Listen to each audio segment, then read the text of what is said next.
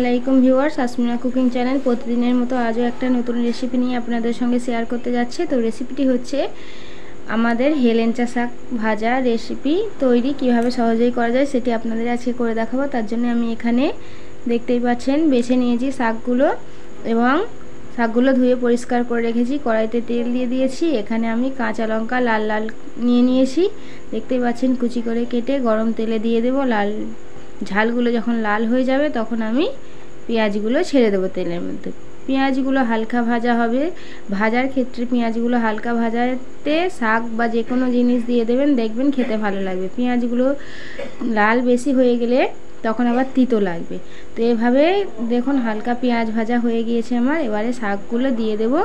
শাক দেওয়ার পরে হালকা করে আমি হলুদ গুঁড়ো দেবো এবং লবণ কমই দেবো, কেন আপনারাও লবণ কম দেবেন। যে কোনো শাকের ক্ষেত্রে শাক কমে যায়, তার জন্য লবণটা দেখবেন চড়া হয়ে গেলে খেতে আবার ভালো লাগবে না, তার জন্য লবণটা কম দেবেন। পরে টেস্ট করে একটু না হয় দিয়ে দেবেন।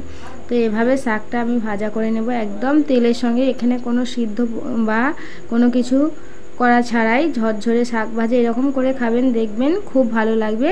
এগুলো তো যেহেতু গরম খুব পড়েছে, গরমের সময় অন্যান্য জিনিসের থেকে ভাজা খেতে খুব ভালো লাগে, তাই জন্য আমি এই ভাজা রেসিপিটা আপনাদের সঙ্গে শেয়ার করলাম। ঠিক এভাবে নাড়তে নাড়তে দেখবেন শাকগুলো সিদ্ধ হয়ে গিয়েছে, একদম ভাজা ভাজা হয়ে যাবে, ঝরঝরে ভাজা হবে এবং দেখতেও দারুণ হবে, খেতেও সুন্দর হবে।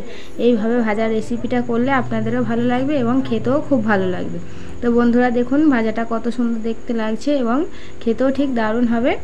এইভাবে বাড়িতে হেলেঞ্চা শাক ভাজা করবেন এবং দেখবেন খেতে খুব দারুণ হয়েছে। তো বন্ধুরা ভিডিওটি ভালো লাগলে লাইক কমেন্ট শেয়ার এবং অবশ্যই করে সাবস্ক্রাইব করে আমার চ্যানেলটির পাশে থাকবেন এবং আপনারা কমেন্ট করে জানাবেন আপনাদের ভিডিওটি কেমন লাগলো। তো ধন্যবাদ বন্ধুরা ভিডিওটি দেখার জন্য।